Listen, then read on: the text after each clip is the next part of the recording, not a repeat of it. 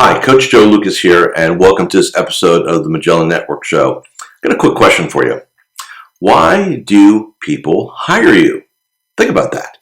I find a lot of times advisors are really getting caught up in, that very important value proposition, right? That very important value question. Why should I get hired? Why should I be hired versus anybody else? And even more importantly, why does somebody want an advisor, right? And what's been interesting is last several weeks I've been watching one of my mastermind groups that I lead. Some of the members in there are engaging in this conversation, right? And it's very interesting because I think a lot of times, and I get it too. I can be guilty of it myself. We end up thinking in terms of like all the things that we do, right? So in the advisor space, right? Financial planning, asset allocation, estate planning, college planning, right? Insurance reviews, and and some people come up with 100 things that we do, 75 things, 175 things, right? And they're all legit. So there's nothing I go, well, that's meaningless. I mean, I've looked at these. They're all good. But that's not really why somebody hires an advisor, right? I mean, if you really think about it, that to me is what I call level twos, right? Which is they're part of the recipe. They're ingredients in that relational recipe, but is not the main reason. In my experiences over 26 years, there are two reasons a human being engages in the services and the relationship of a financial advisor. Number one is they want a financial quarterback. They want somebody to pull it all together, right? They want somebody to coordinate their CPA, their attorney. They want to have a plan. And why does a human being want all that?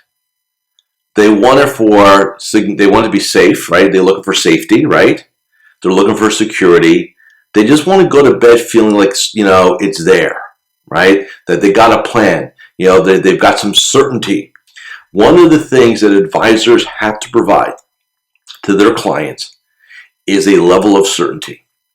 Now, in our game today, in our world today, right, the COVID land, there's a lot of uncertainty, right? A lot of what ifs. And so it's very important in the advisor community that we really are diligent around creating those certain conversations. Now, what do I mean by that? What I mean is that when you're talking to your clients, you've got to remind them about their personal situation. You need to influence them to take action, because a lot of times, and think about this yourself as you're watching or listening to me, there's a lot of frustration going on, right? A lot of people are frustrated because people feel powerless, right? Things are being taken away, things like that, and it's frustrating. So if you could provide a client a project, a path where they can take action, right? In other words, you can empower them to move forward on something. It's going to make them feel good. Like, hey, I'm taking action. I'm being productive. I'm being proactive, right? Those things all matter, right? That's really one of the top things advisors need to bring to their clients. So, number one, right? Why do we get hired? We get hired because they want a quarterback. They want somebody to pull it all together. Period. Right? What's the second one? They want somebody that they really feel has their back. So with 411 information, hey, I think about buying a house or a car. What should I do? What should I do? Right? So informational from a source they trust.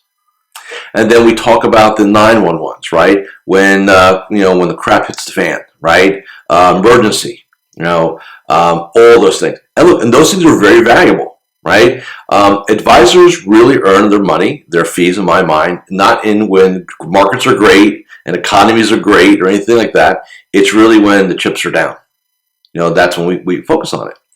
And I just think that a lot of times the advisor land community is looking below at like all these features and benefits you can do, and they're missing the big picture of why somebody gets hired. Bottom line. And the reality is we're in the relationship business. Your game is really no different than mine. Now, I deal in advisors and in their success aspects, right?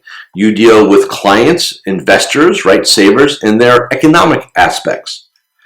We do coaching. You do coaching. You may not have thought about it that way, but the trend in our industry is more financial coaching and less portfolio management. I mean, that's just reality going forward. So you got to ask yourself, if I'm the financial quarterback, am I providing everything I could? Am I at a level 10? Am I really, owning that position? And am I leading? The other part of this conversation has got to be advisors have got to understand that they're also leaders of their clients. You must be in a position of leadership / power. And a lot of times what I find in talking to advisors, there's this service concept. Well, they're the client, we're there to serve them. Okay, what exactly does that mean? Does that mean that you roll over when somebody says, I don't think I want to do that? Does that mean that you're afraid to have a conversation with a client because you may upset them and lose them? Like, what does that mean? If you're going to lead, you got to be willing to have the tough conversations. You got to be willing to risk being fired. And if you're not willing to go into a client conversation, that has to happen because you're afraid of retribution, an outcome that's not in line, that you are not operating in fiduciary capacity. That's a lie. You've got to be willing to have honest conversations with your clients. If they're doing things that are not in their best interest, i.e. spending too much money, taking too much risk, not following through on things, you need to respectfully, professionally, but powerfully call them out. Not because we want to be on a power trip, because it's the right thing to do. Period. And yet, so many advisors don't step up to that plate. Why? Because of their own relational insecurities. Right? You don't have a guarantee with your clients. You don't have a 5-year contract to be their advisor. And it's interesting. So in my world, I do the same thing, which all my agreements are month to month. Why? Why should the coach have a better deal than the advisor? Right? That's my belief. Like if your butt's on the line, I want my butt on the line with you. That's just my belief. And so we start thinking about it, right? You start thinking about all the things that you could do. And, people talk about value. Like what's the value of an advisor relationship? And I think a lot of times, like I said before, our industry gets caught up in deliverables, right? Well, we do financial planning, we do this, you're going to get 10 reviews, you get 4 reviews a year, and, all this jazz. Meaningful stuff. So I'm not dismissing it, but I'm going to discount it. They want 2 things from you. Number 1, a quarterback. And number 2, they want to know you have their back. That's what you bring to the table. Everything else is secondary. And so maybe a little less energy on coming up with the deliverable box and maybe more time at the 2 big things that are most important. How do I become a better quarterback leader? How do I make sure that my clients know I have their back? Like, how do I communicate that? How do I remind them that we're here for consultation? We're here to hear them out. Hey, if you're not sleeping at night, call us, right? Whatever's going on. Case in point, I was talking to one of my clients, and we're talking about raising our fees, right? Which I know some of you are like, how do you do that in this environment? You do it, right? And we're talking about raising fees, and I said, okay, so walk me through why you want to raise this person's fees. And they were kind of, they're on the low side of what I would consider to be norm, and we were looking for about I think a 20 bip raise on it. And I said, so walk me through the scenario. It's like a $5 million relationship. So, that's significant. 20 basis points on $5 million, that is not insignificant revenue enhancement. And I said, tell me why you deserve it, right? That's my question to my client. Tell me why do you deserve a raise? And he says, back in March, this client wanted to bail. They want to sell everything. Like we're going back to the Stone Age, like that kind of conversation, right? So I said to him, so, okay, 5 mil, let's say you just capitulated because the client's always right? You're going to serve them, right? And you popped and you pressed the sell button, or they were DIYers, right, do-yourselfers, and then they popped the sell button. What was the economic impact of that? He goes, about $1.5 million. I said, yeah. So what are you worth now? Because you stopped them from doing something stupid. Right? See, we in the advisor community, we diminish the impact that we have with people. We just don't think about it. What's it worth? Like in my game, and there are correlations in some areas, not 100% correlated, of course. But in my game, right? So I take a client who's been in this game for 20 years. And I finally, from strategy and mindset and repetition and sticking my thumb in their back and my boot up, right? I get them to master the referral and introduction game at a high level. To where now, all new households really come from referrals, right? And it adds another 12 to 16 new households a year. And it adds another, let's say $6 million to the bottom, on assets, right? All fee-based. You can do the math on that, right? What's that worth over the next 20 years to that advisor, right? What is that worth? What should I be charging for that? See, if our business was all about time, right? If the value proposition was, well, how much time am I going to spend with this client? How much energy is this going to take? Then we'd all be charging by the hour. We just would, right? We'd just say, you know what? Hey, you're going to need about 20 hours a year of our time. We're at $500 an hour or $300 an hour. Here's our rate. We'll bill you quarterly. And away we go, right? Thank God that's not our business. That's very limiting. But on the other hand, it's about outcomes. So how much you're going to save your client over a 20-year career? Let's say a typical client relationship is 20 years. It's probably longer, but let's use 20 years. 20 years of guidance, 20 years of financial planning, 20 years of tax planning, right? 20 years of college planning, 20 years of, just keeping them out of doing stupid stuff. What's that worth in a relationship? $250,000 relationship, $500,000 relationship, $5 million relationship, $50 million relationship. What's it worth? All of you are not charging enough. Now, when I say that, then you're like, well, Joe, but they can go to Betterment or they can go here. Yeah, they can. It's not the same thing. They can go to Schwab. Yeah, they can. Not the same thing. They can go to Vanguard and get financial planning and stuff for 50 bips. Not the same thing. What we all offer is a deep, meaningful relationship. What we offer is having their back. What we offer is to be their shepherd, to be their leader, to be their coach, to help them economically be in the best place possible. Now, it also means that a lot of times, at least in my experience of talking to my clients, that we end up, becoming life coaches and business coaches, right? And we end up, kind of segueing out into other areas, which are the ultimate value proposition, the ultimate value enhancement. A lot of times less is more.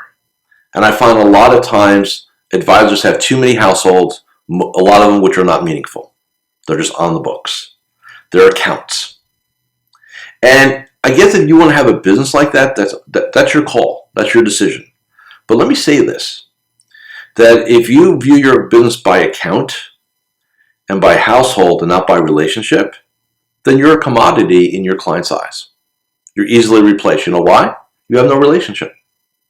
You're just there. It's just that, and the reason why they haven't ACAT'd out or transferred out, laziness, inertia, right? No desire to yet, until that day comes, right?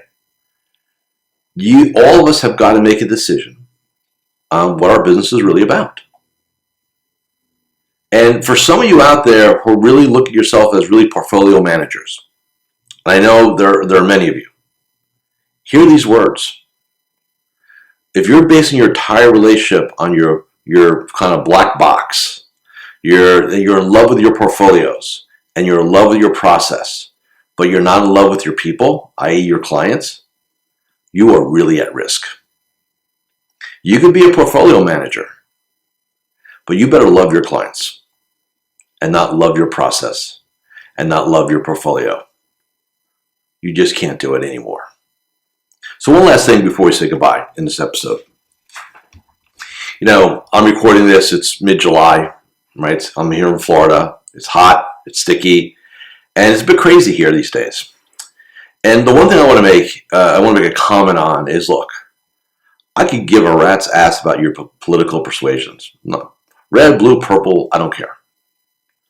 But here's what I want you to understand. What you bring to the table for your clients today will not be enough tomorrow. You got to enhance the relationships. You got to care more deeply. You got to figure out a path to lead, and you got to provide max value. Now, when you do that, you also can charge max fees. And that is still a win-win relationship. Remember, you don't want clients who are looking for a deal. You know why? Because if you give them one, they're always going to come back to take another bite of the apple. It's inevitable. If they're going to negotiate you down, walk away. Walk away. As I do. One last piece, and then we're going to get you out of here. If any of this made sense to you, why don't you come and try me out for 14 days? MagellanNetwork.net. We have strategies that we have advisors growing their practices, running their game, improving their game in the COVID landscape. Thanks for listening. Thanks for watching this episode of the Magellan Network Show. So there you have it. If you really enjoyed watching this episode, go ahead and subscribe to the Magellan Network Show with Coach Joe here on YouTube. And remember, I'm always here to help you become a better entrepreneur, business owner, and financial advisor. With that, I'll see you next time on the Magellan Network Show with me, Coach Joe. Take care and goodbye.